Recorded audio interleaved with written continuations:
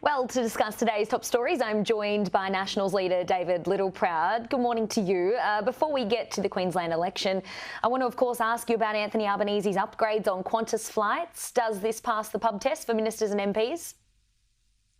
Well, look, the Prime Minister has disclosed everything, and this happened before he was Prime Minister, so he's done everything within the parliamentary rules, and you'd expect that. And I think Anthony Albanese has always lived by those parliamentary rules. But yeah, the question remains as to what influence did Alan Joyce gain from giving those upgrades over a long period of time when the big questions came for Qantas and Qatar, when you wanted to increase competition in this country in letting Qatar come in.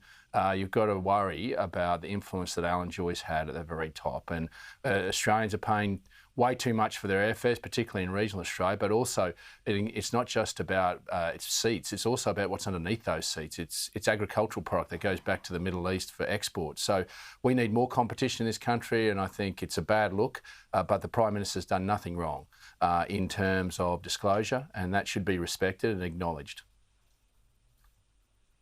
I mean, Albo said yesterday that his son was his plus one for the Qantas Chairman's Lounge membership, but his partner Jodie Hayden's membership of the lounge was declared back in 2022. So he actually personally lobbied Joyce as PM for his son to become his plus two, potentially. Is it appropriate for Anthony Albanese to solicit these flights from Alan Joyce? Oh, look, I think we want to be very careful about bringing family members into this. That's a relationship between the Qantas Chairman's Lounge and the Prime Minister, and obviously he had a changing circumstance in his marital circumstances, and I think that should be respected, and obviously things change, and that then obviously from time to time Qantas or whoever else, Virgin, may change those requirements. So I think we've got to be very careful about bringing family into this. Just understand, chairman's isn't anything exciting. It's just where people can do meetings quietly. It's nothing outrageous, but I just think be careful about bringing family members into it. Okay, just out of interest, have you had any upgrades? No, I didn't have that sort of relationship with Alan Joyce. In fact, I had probably more of a challenging one, not only around increasing competition and flights into regional Australia, but also the fact that they have a Qantas Founders Museum in Longreach, which is all full of volunteers, and they were charging the museums to bring across a director from Sydney off Qantas's board. And so Alan and I had some choice words about that, and to his credit, he rectified that. So no, I didn't have that sort of relationship with Alan Joyce. It was more of a confrontational one, should we say. Okay, just thought I'd better ask. Let's move on to the Queensland election. What are the ramifications for the federal election just months away? I mean, is this a pretty strong warning now for Anthony Albanese? Oh, it is, and while they're trying to say this is all about the Greens, it's actually about Labor as well.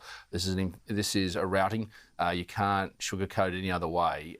To win 12 seats to get a majority in a 93-seat parliament is a big change, but then probably to end up with 16, 17, maybe 18 seats, that's a routing. And, now the gratuitous advice to Anthony Albanese is to do exactly what Stephen Miles did, which was effectively have a closing down sale and give everything away, free lunches, 50-cent fares. Ultimately, someone's got to pay for that because your money runs out and you've got to raise more to keep it going. And if that's the business model that Labor has reverted to now, is simply have a closing down sale, Australia will be worse for it. And in fact, that's why your interest rates are staying higher longer, because of the giveaways that they've given. They've spent $6.5 billion in trying to get your energy bill down to live up to that $275 promise of a reduction. And not fix the fundamentals. You don't have to spend Australian taxpayers' money to solve the nation's problems. And that's unfortunately just repeating the mistakes of what Queensland's doing. They're telling Anthony Albanese, give it all away and get re-elected. Worry about it later. I mean, for the Greens, the night was a bit of a shocker, boasting about sweeping 10 seats, but didn't, making them potentially a bit of a target at the next election as well. David Crisafulli, though, says that he's getting to work to deliver on these key promises. I mean, can he do it? What are the key issues for you? What do you perceive as the key issue for him, I guess, moving forward now? Yeah, and look, it was a bad night for the Greens because they're seen not as a political party but as extremists. You've got their leader won't stand in front of the Australian flag. They'd rather stand with the CFMEU, and they're trying to cause trouble around the Israeli-Palestinian, bringing that hate here to Australia. but David Crucifulli now has a clear mandate. And in Queensland, we have a unicameral parliamentary system. We only got one House of Parliament.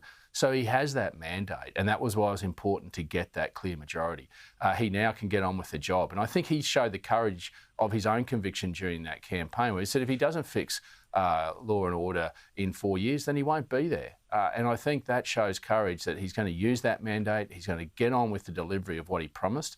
And I think ultimately, whether it be in Queensland or right across this country, that's what the Australian people want from their politicians. They're going to look you in the eye, tell you what they're going to do, and they get on and do it. And I think we need to rebuild that trust with the electorate. And I think that David Crucifulli has a real opportunity here to hit the ground running and to get on with the job. But law and order is the first and foremost priority in Queensland. Queenslanders are even frightened in their own home. David, we do have to wrap things up, but I need to get your thoughts on this. 3G switching off today. Is there enough government and telco investment in keeping regional Aussies connected? No, there's not, and it's been abandoned since Labor got in. We built over 1,500 new mobile phone towers, and this government's done nothing apart from a few in their own Labor seats. We need to have significant investment. I'm concerned about the fact that what might happen after this 3G. It has to happen, make no mistake, and people have been warned long enough.